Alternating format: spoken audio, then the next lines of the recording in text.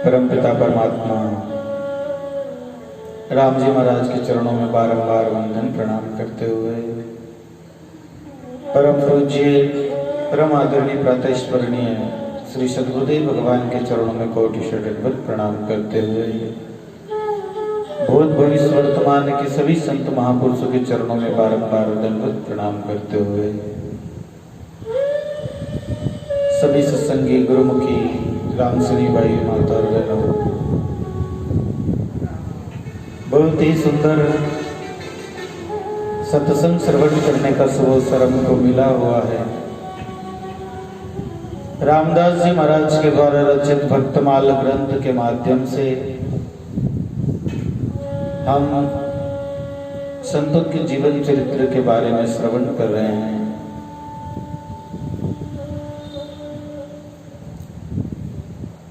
सेन जी महाराज का जीवन प्रसंग प्रारंभ है।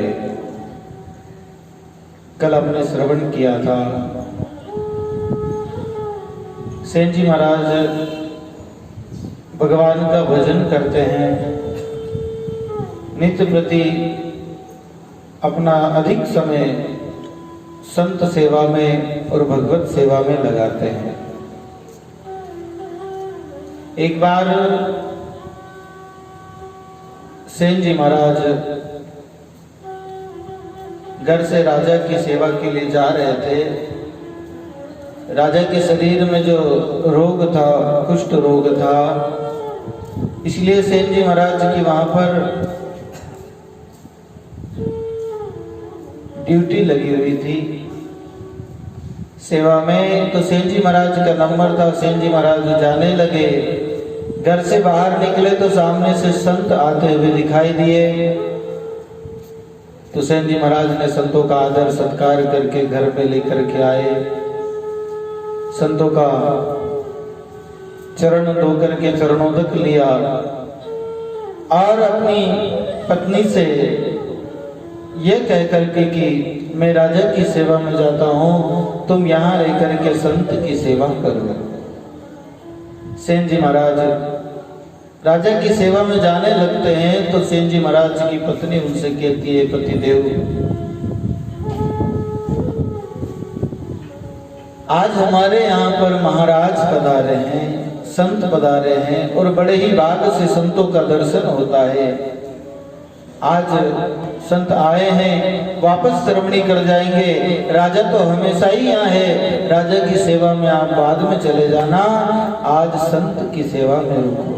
अपन दोनों ही मिलकर के, पति पत्नी मिलकर के संत सेवा करते हैं।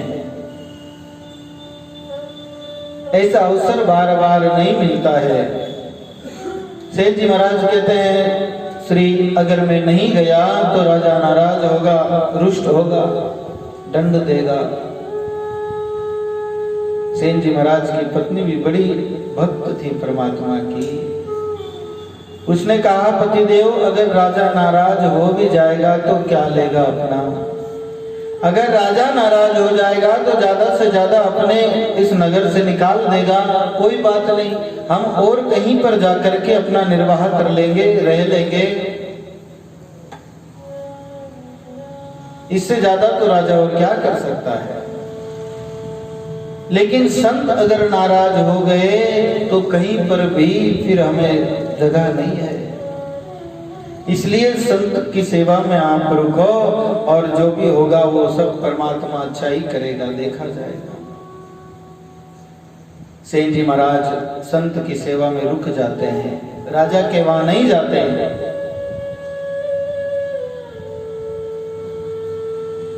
सेन जी महाराज का तो वहां नंबर था और सेन जी महाराज गए नहीं, संत सेवा में रुक गए। और जो संत की सेवा में रुक जाता है, जो भगवत भजन में रुक जाता है, परमात्मा उनकी देख रेख किया करते हैं। परमात्मा ने विचार किया कि मेरा भगत तो आज संत सेवा में लग गया है और ये राजा बड़ा दुष्ट है। दुष्ट है तभी तो उसे कुष्ठ रोग है। ये मेरे भगत को व्यर्थ ही तकलीफ देगा, प्रताड़ित करेगा, दंड देगा। इसलिए भगवान स्वयं सेन जी महाराज का रूप बना करके और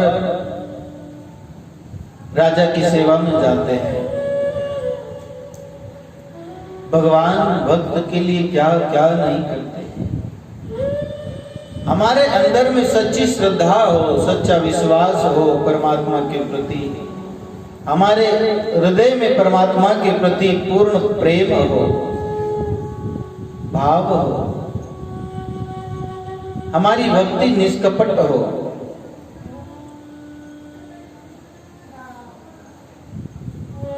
निस्वार्थ भक्ति हो, केवल परमात्मा के सिवा अन्य कोई याचना न हो।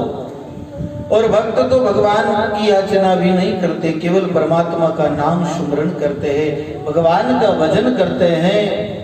जो होता है, जो होना है, वो सब परमात्मा के ऊपर छोड़ देते हैं। और ऐसे भगवत पारायण भक्तों की भगवान हर प्रकार से रक्षा करते हैं। ऐसे भगवत पारायण भक्तों के कार्य के लिए भगवान स्वयं जाते हैं। भगवान सेन जी का रूप बना करके राजा की सेवा में गए। जैसे ही भगवान का हाथ राजा के तन से छुआ, हरि जी का हाथ लगा सिर ऊपर, दह कर दी कंचन सारी।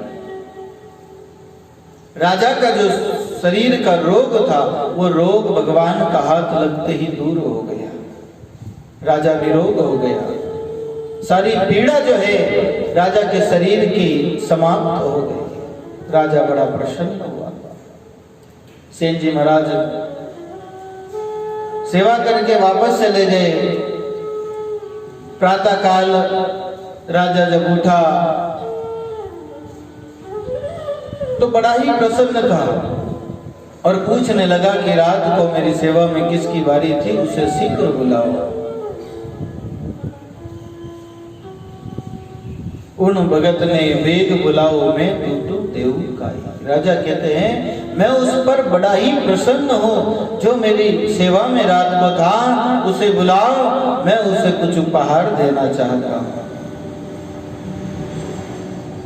राजा का हलकारा सैनिक जो है सेन जी महाराज के घर पहुंचता है और आवाज लगाता है, सेन जी महाराज घर पे है क्या? जाए हलकारो हेलो मारियो, सेन भगत घर है काई। सेन जी महाराज बाहर आए, पूछने लगे भाई कैसे आना हुआ बताओ।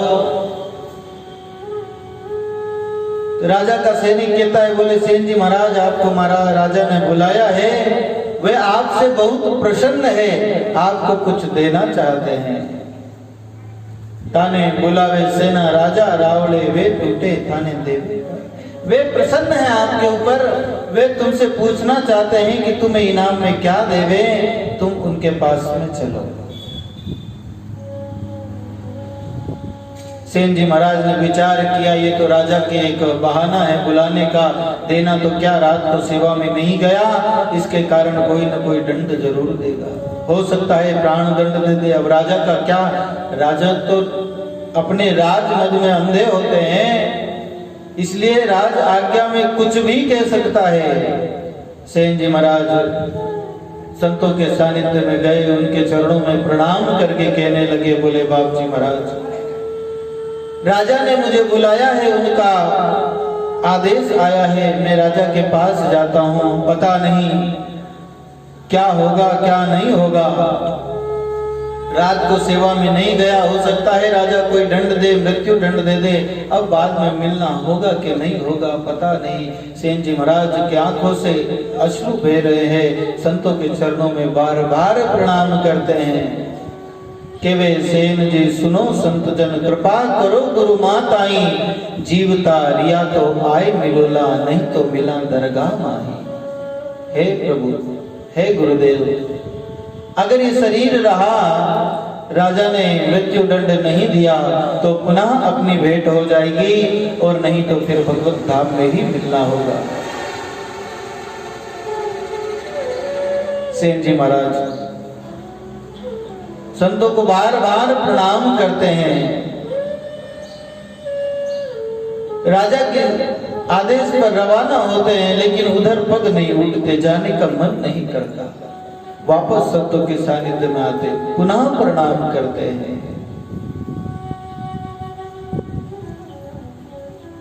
छोड़िया छूटे नहीं हरि जनारो साथ। भगवान के भक्तों का संग जो है वो छूटता नहीं है।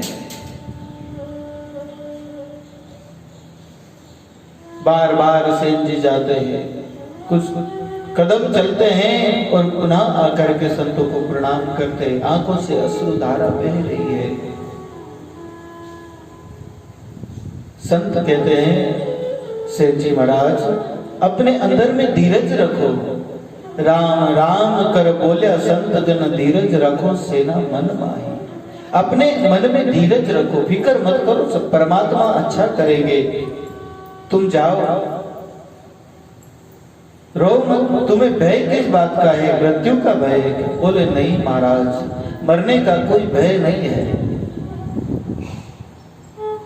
फिर रोने का कारण तो यही है कि प्रभु अब पता नहीं आपका सानिध्य कब मिलेगा या नहीं मिलेगा। संतों का सानिध्य छोड़ने का मन नहीं कर रहा है। संत सानिध्य छूटने के कारण ये दुख हो रहा है। सेन जी महाराज बार बार संतों के चरणों में प्रणाम करते हैं, बार बार अनुमति लेते हैं। गुरुदेव आज्ञा दो, राजा ने बुलाया है।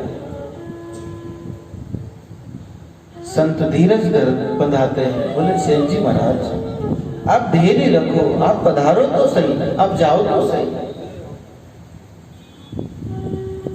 संत कहने लगे के तो राजा भली विचारे, और नहीं तो यार मेरी देह ढंक आई। के तो राजा भली विचारे, नहीं तो हम पीछे रहकर क्या करेंगे, हमारा शरीर भी तुम्हारे साथ ही है।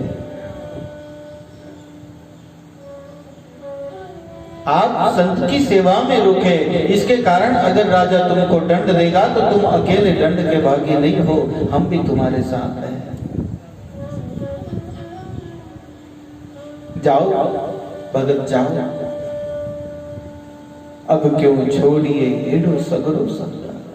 संत का जो संग है वो अपने सज्जनों का संग है, अपने स्नेहियों का संग है, अपने संबंधियों का संग है। संसार का संग तो पराया है। गुरु सगा, संत सगा, अंत सगा है राम। ये हमारे सगे हैं।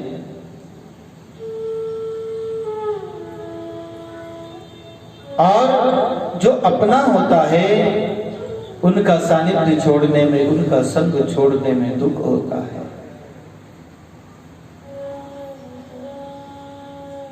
प्रसंग में आता है, एक मिलता है तब दुखी करता है और एक बिछड़ता है तब दुखी करता है। मिलत एक दारुण दुख देही, बिछड़त एक प्राण हर लेही। जब जीवन में कोई दुर्जन मिलता है, कोई कपटी व्यक्ति मिलता है, कोई दुष्ट व्यक्ति प्रवृत्ति का आदमी मिल जाता है तो उसके मिलने पर दुख होता है। वो मिलता है तो जीवन में कलह कर देता है। तो ऐसे दुष्ट आदमी के मिलने पर जीवन में दुख होता है। और जीवन में कोई सज्जनों का संग हो जावे तो फिर उनका संग जब छूटता है तो दुख होता है। संतों का सानिध्य छोड़ा नहीं जाता। सेन जी महाराज बार बार संतों को प्रणाम करते हैं, संत धीरज बंधाते हैं और सेन जी महाराज को भेजते हैं। सेन जी महाराज संतों को प्रणाम करके राजा के सानिध्य में जाते हैं। राजा को जाकर के प्रणाम करते और कहते हैं, हे राजा क्या आज्ञा है मेरे लिए, आप शीघ्र ही कहो। मेरे यहाँ संत इंतजार कर रहे हैं और मैं उनको छोड़ करके आया हूं। हीडो चाकरी बेग बुलाओ, संत कड़पे मारे घर माही। वो मेरे आने का इंतजार कर रहे हैं, आप जो भी आज्ञा देनी हो जल्दी करो।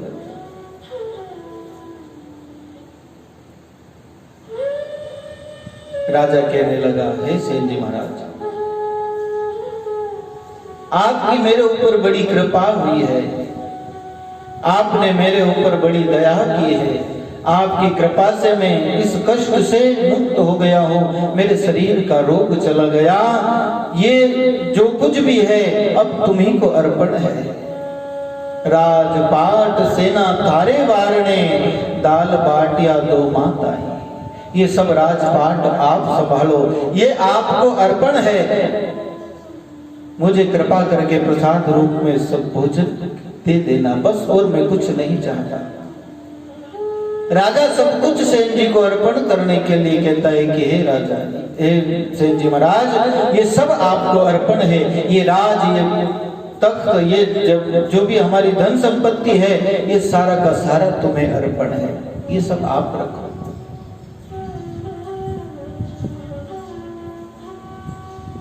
सेन जी महाराज पूछने लगे कि राजपाट देने का कारण?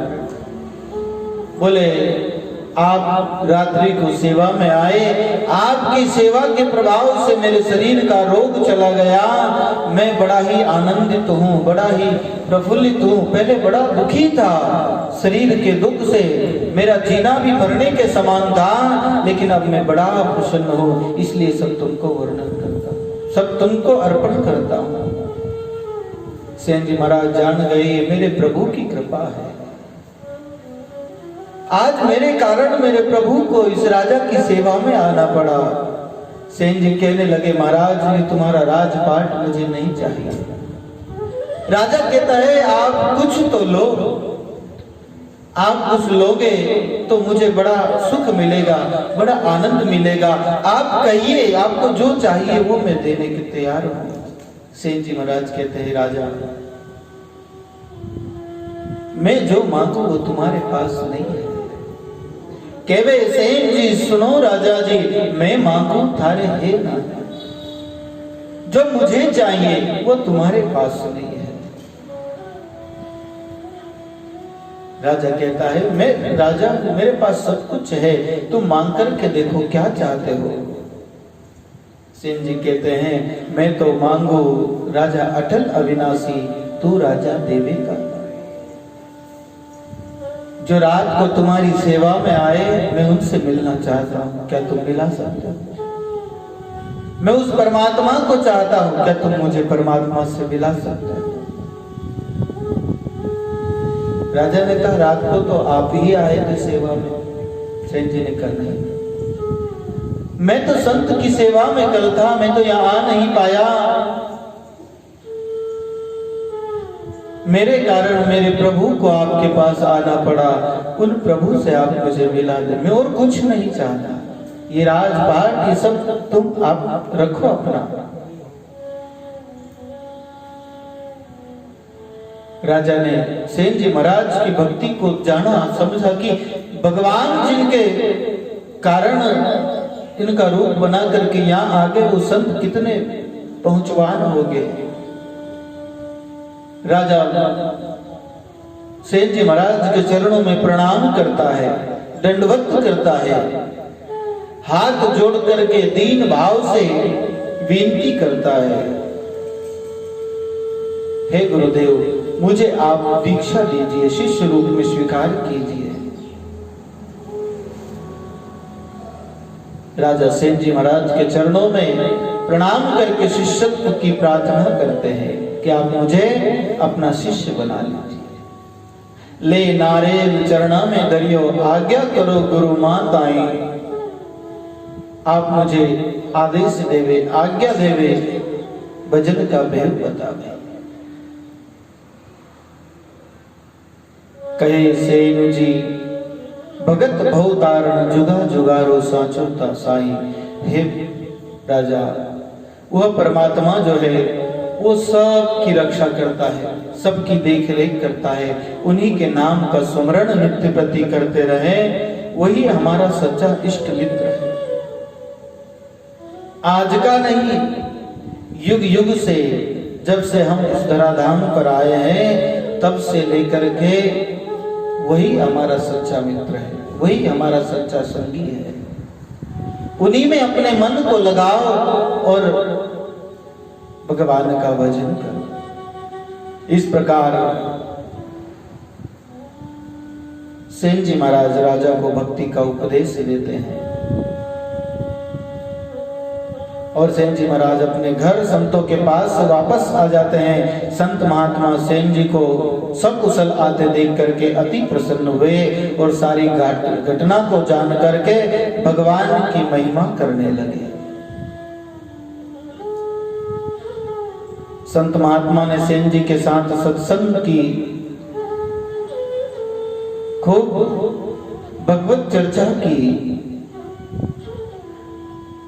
और सत्संग करने के बाद में अब संत जो है सेन जी महाराज से विदा मांगते हैं, रवाना हो जाते हैं। सेन जी ने संतों से पुनः आने की प्रार्थना की कि हे प्रभु आप और आइएगा और आकर के मुझे दर्शन दीजिएगा।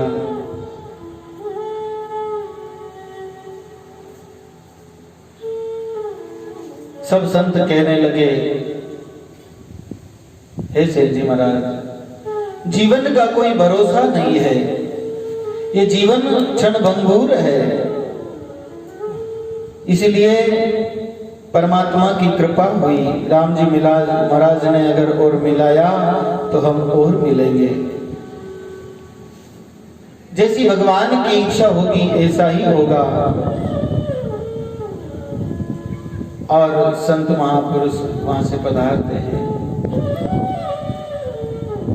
सेन जी महाराज को अपने राम राम कह करके संत विदा लेते हैं। आज ही सत्संग आपा भेड़ी करी संता राम राम। आज को दिन आज की सत्संग तो आपा साथ में कर लिया, लेकिन आगे रो कोई भरोसा नहीं है। राम जी मिलावे तो फिर मिला रे माया राम। संत पधार जाते हैं।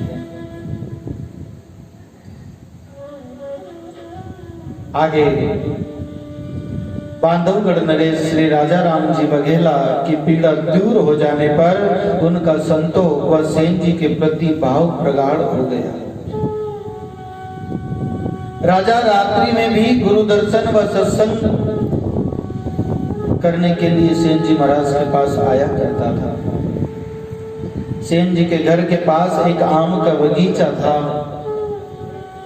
उसमें जाकर के सेन जी ध्यान भजन करते थे। एक दिन सेन जी भजन करने अमराई में गए तो वहां एक दिव्य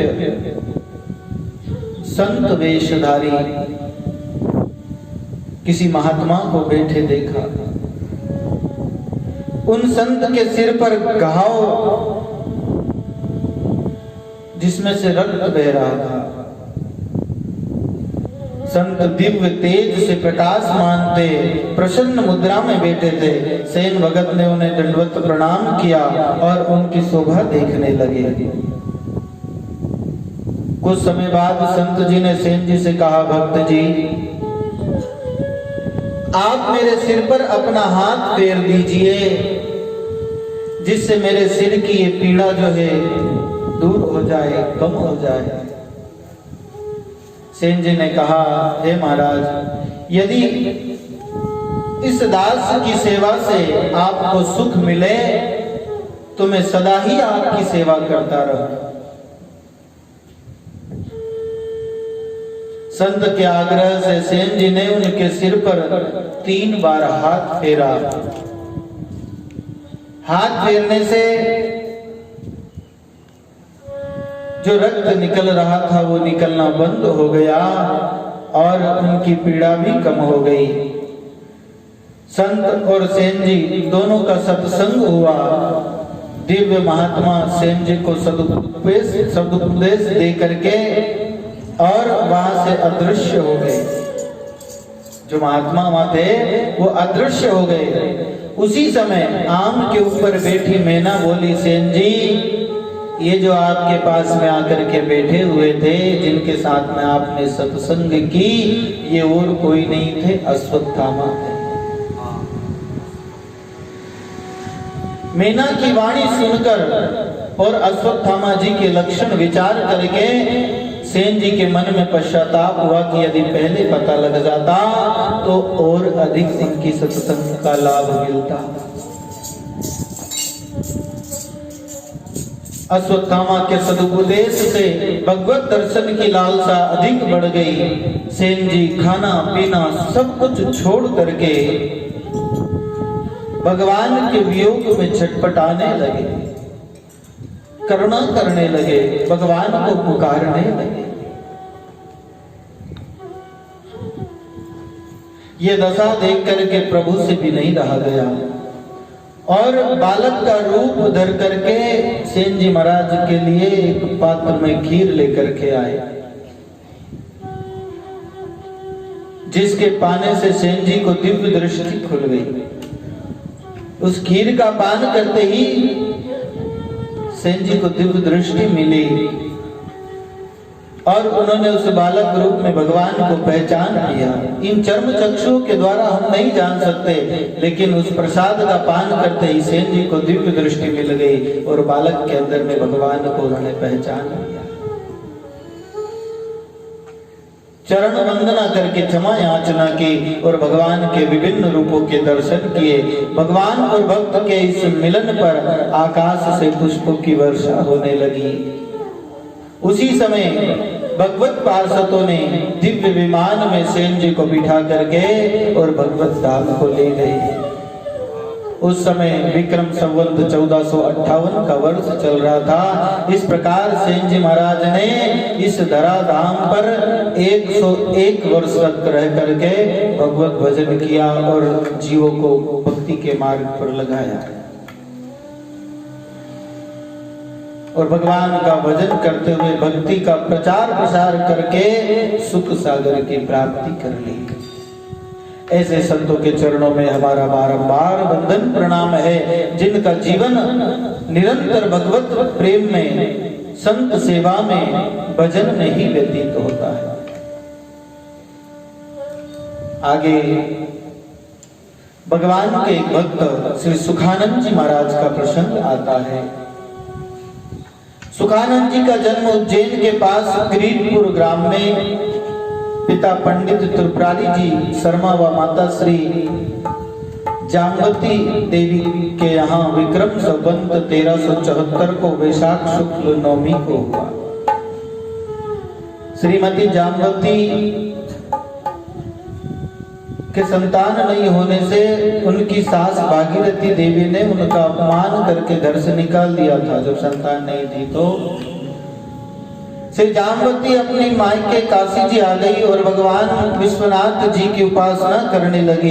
एक दिन श्री काशी विश्वनाथ जी ने प्रकट होकर के जाम्बती से वर मांगने को कहा तो जाम्बती ने भगवान शिव से यही वरदान मांगा कि हे भगवान, मुझे आपके ही समान पुत्र प्राप्त हो।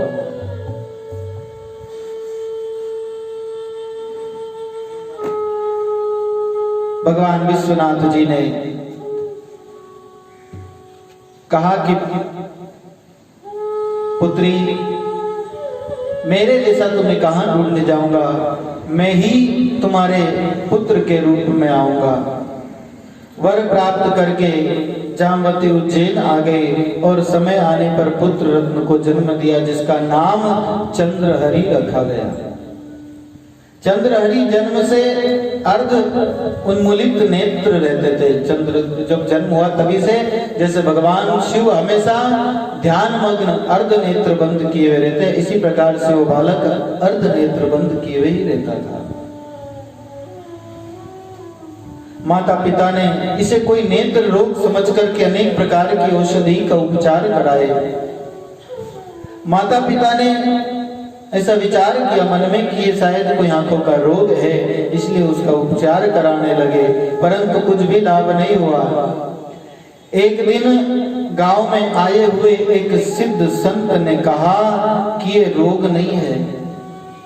कोई संत महात्मा पधारे, उनके पास में जब बालक को ले जा करके माता ने बताया कि ये बालक को आंखों में इस प्रकार का रोग हो गया है, हे महात्मा आप ही कृपा करके कुछ उपाय बताए। संत ने कहा, बोले माई ये कोई रोग नहीं है, चिंता मत करो।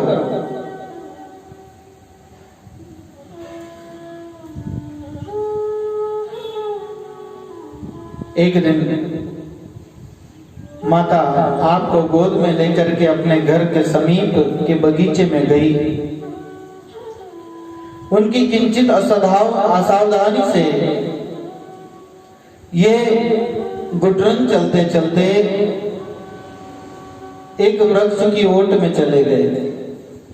वृक्ष की ओट में माता को दिखाई नहीं दिए, तो उन्होंने बहुत खोजा परंतु ये नहीं मिले।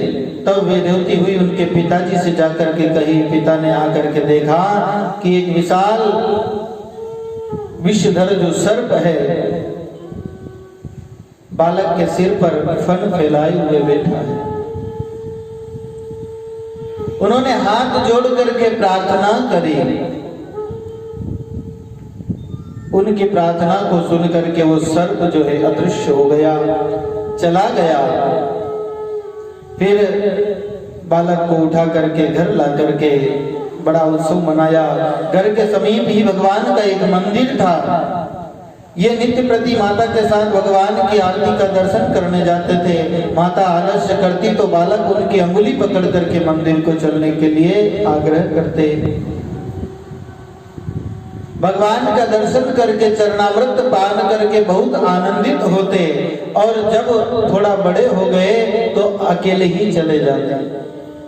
ये बालकों में शुरू से संस्कार होते हैं, जो पूर्व जन्म से ही भक्त होते हैं उनमें तो संस्कार स्वतः ही आ जाते हैं। लेकिन अगर हम बालक को छोटे से इस प्रकार से संस्कार डालें तो बालक वैसे ही संस्कारी हो जाता है, भक्त हो जाता है।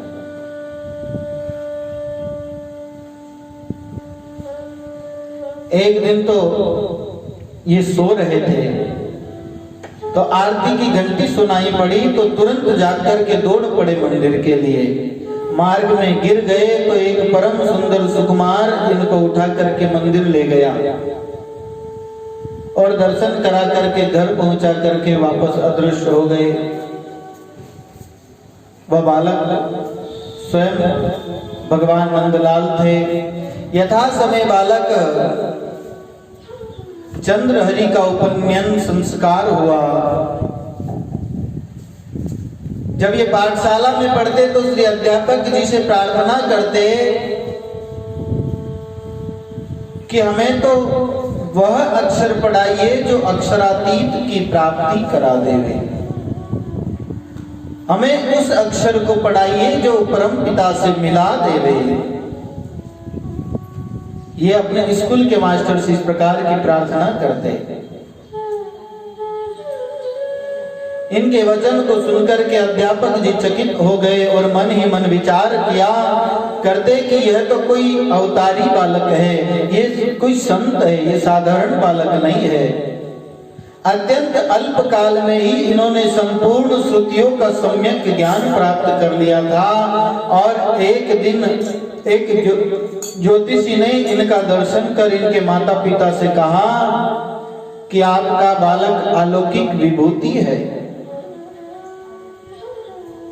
किंतु ध्यान रखना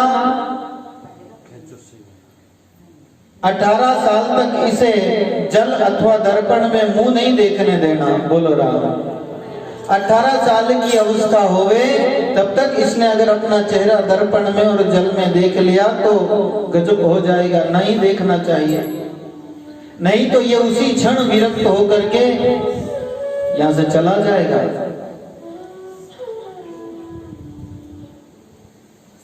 उसी दिन से इसके माता पिता इन्हें स्नान के लिए भी जलाशय के पास में नहीं जाने देते। बोलो राम।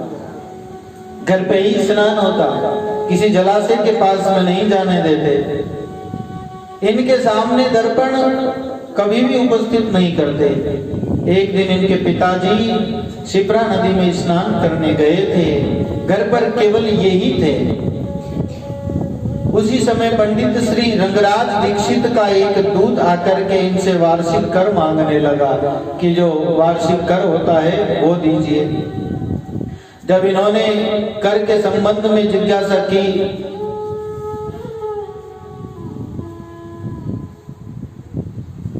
तो उन्होंने बताया कि आपके पिता महापंडित रंगराज जी से हार गए थे, अतः उन्हें श्री रंगराज जी को निश्चित धनराशि कर के रूप में देनी पड़ती है।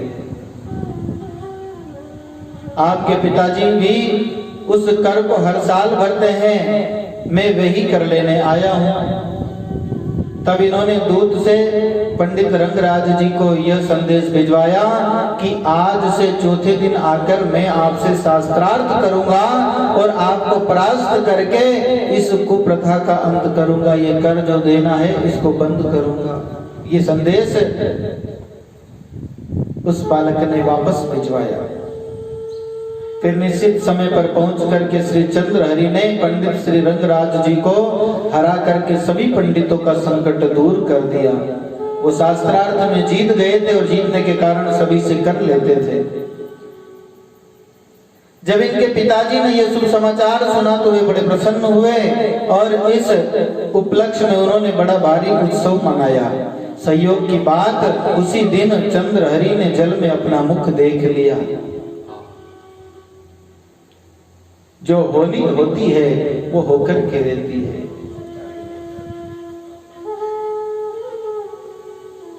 होली कभी टलती नहीं। हम लाख कोशिश करें, भगवान बुद्ध के संबंध में आता है, जब उनका जन्म हुआ वो अवतार लेकर के आए, उस समय असित मुनि वहां पर पधारे और उन्होंने बालक को देख करके उनके पिता से कहा कि ये बालक बड़ा ही विलक्षण आभा का है, ये बहुत बड़ी ख्याति प्राप्त करेगा, ये सन्यासी हो जाएगा। राजा को बड़ा धक्का लगा। विचार किया, मैं ऐसा कोई भी कार्य इस प्रकार का नहीं होने दूंगा जिससे इसको वैराग्य उत्पन्न हो।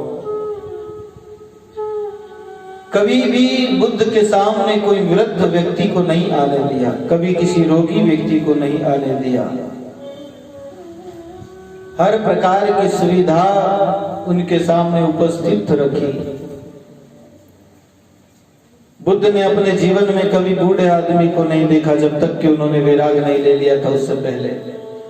लेकिन समय कब कहां किस प्रकार से परिवर्तन कर दे जीवन का। एक बार नए गांव में वो चले गए। जो उनके पिता ने गांव के सारे वृद्धों को, बीमारों को ले जा करके एक अलग नगर में बिठाया था, उसमें बुद्ध का जाना हुआ। वहां जाकर के उन्होंने जब बूढ़े व्यक्ति को देखा तो पूछा अपने मित्र से, अपना जो सखा था उस मित्र से पूछा, बोले ये कौन है? मित्र ने कहा ये भी मनुष्य ही है। बोले ये मनुष्य कैसा है? बोले ये मनुष्य भी अपने ही जैसा था, ये वृद्ध हो गया है, ये इसकी चौथी अवस्था है। बोले क्या मैं भी ऐसा हो जाऊं? बोले महाराज राजकुमार, ये तो प्रकृति का नियम है, तुम्हें भी ऐसा होना पड़ेगा। और आगे चले तो एक भयंकर रोग से पीड़ित व्यक्ति खांस रहा है, बहुत पीड़ा से मरे जा रहा है। उसे देखा, बोले ये रोगी है। शरीर में रोग हो जाने पर व्यक्ति का कोई बस नहीं चलता। इसी प्रकार से वो शरीर के पराधीन हो जाता है, दुख भोगता है। बुद्ध ने कहा क्या मुझे भी रोग हो सकता है? उनके मित्र ने कहा, बोले राजकुमार ये तो प्रकृति का नियम है, शरीर का कोई भरोसा नहीं, रोग कब किसको हो जाए। हो सकता है, नहीं भी हो, लेकिन इसमें ऐसा नहीं है कि नहीं होगा, हो भी सकता है। ये वृद्ध अवस्था भी आएगी, ये रोग भी हो सकता है। आगे चले तो एक अर्थी जा रही थी, मर गया, उसको लेकर के बोले इसे कहां ले जा रहे हैं? बोले राजकुमार इसका प्राण अंत हो गया है, आत्मा इस शरीर को छोड़ करके चली गई, ये मर गया है। बुद्ध ने विचार किया क्या मुझे भी मरना पड़ेगा? उनके मित्र ने कहा ये तो प्रकृति का अटल सत्य है, जो जन्म लिया है उसे तो मरना ही है। जो जन्म लेकर के आता है वो मरता है। बुद्ध विचार करने लगे कि ये शरीर रोगी हो जाता है, ये वृद्ध हो जाता है, ये मर जाता है, तो फिर मैं कौन हूं? और उसी की खोज में निकले थे। विराट हो गया, जिसकी भविष्यवाणी महात्मा ने किए थे, उस कार्य पर बुद्ध घर छोड़ करके निकल गए। जो होना है वो होकर के रहता है। संयोग की बात, चंद्रहरि ने भी अपना जो मुख है उस समय जल के अंदर में देख लिया। अतः तत्काल जगत से उदासीन होकर के एकांत कोठरी में बैठ करके भीतर से सागर लगा करके भगवान का ध्यान करने लगे। कमरे में बंद करके अंदर बैठ गए। माता पिता ने भोजन के लिए कहा तो इनकार कर गए और उसी रात घर छोड़ करके ईश्वर आराधना के लिए निकल पड़े। मन में प्रचंड वैराग्य हो गया। घर बार धन संपत्ति सब मिथ्या लगने लगा और यहां तक कि शरीर भी जो उनका था उसकी भी आसक्ति जाती रही। शरीर का भी उन्हें कोई मोह नहीं रहा।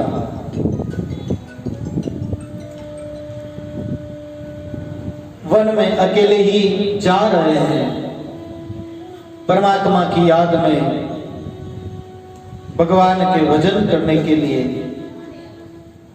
और यही वास्तविक मनुष्य जीवन का लक्ष्य है। ये शरीर नष्ट होने वाला है, मरने वाला है, एक दिन छूट जाएगा।